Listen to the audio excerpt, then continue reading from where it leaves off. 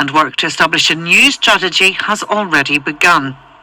The Executive Office says they're committed to tackling inequalities and ensuring everyone has the opportunity to succeed in life and feel at home in our society.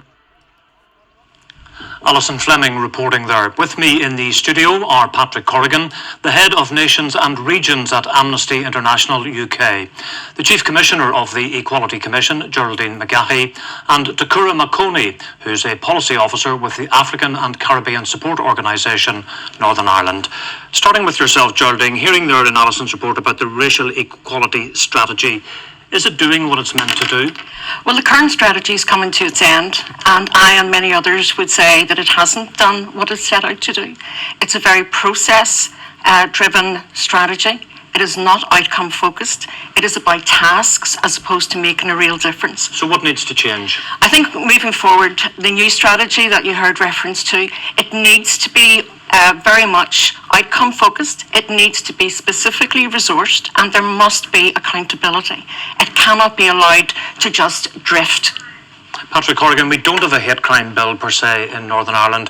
We heard there that provisions are being made for something along those lines. It may be tagged on to existing legislation. What's your read on that, and what do you think needs to happen? Well, I think it's just another example of how the Executive, the Assembly, has been caught napping on this issue. As Alison's report covered, racist hate crime has been a long-standing problem here. We've had an ineffectual response from the Executive as well as from the police, I should note. So a hate crime bill would really make a difference here, because it would add sort of an aggravating factor to already existing crimes. People can already be prosecuted for violence on the person, violence on property, and what's missing is that aggravating factor. So we're no longer going to get that standalone hate crime bill that we've long been promised. Instead, it's going to be tagged into other bills that will take years to deliver. We need to see action now, including obligations on statutory authorities like the Housing Executive to remove racist signage, banners, posters that get put up outside homes to intimidate people. At the moment, nobody is doing that job. Okay. Takura, you know all about racism. You're forced to move from your home because of a racist attack. What do you make of what our authorities are trying to do to combat the issue? Well, a lot more needs to be done. But I think our authorities also need support from the legislators.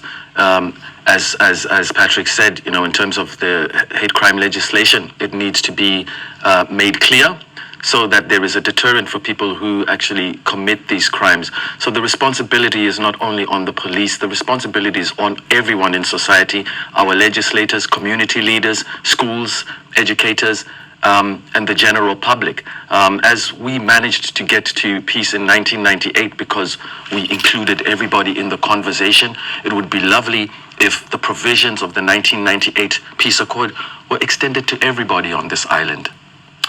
Are we failing society, Geraldine, would you say? I think we are. I think every single one of us have to take responsibility for our own actions. It's about how we're perceived as opposed to how we think we're coming across. So I think society as a whole have failed ethnic minorities. They're coming here, they're making a difference, and we should embrace that. You've been at the coalface when people have suffered, Patrick.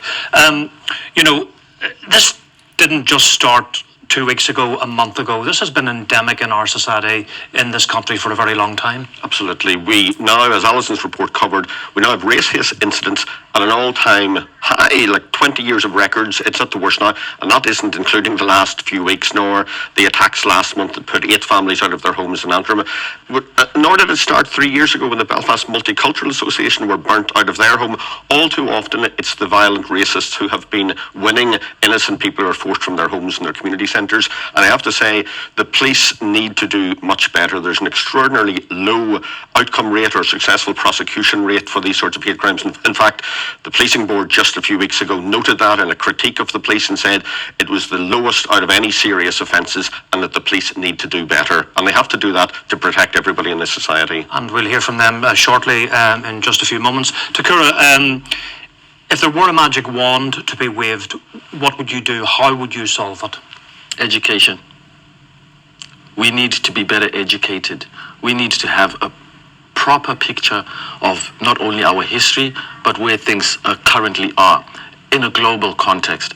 That is how we can actually fix many of the inequalities that happen all over the world, is by educating and engaging. Last 10 seconds in this slot to you, Geraldine.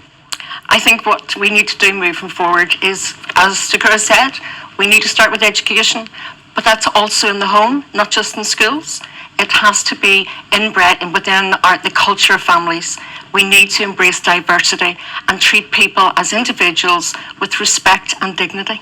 Geraldine, Takura and Patrick, thank you all very much for your contribution. Now, when we come back, I'll be talking to Sue Steen from the PSNI. She is the lady in charge of tackling hate crime across Northern Ireland. We're back after this break.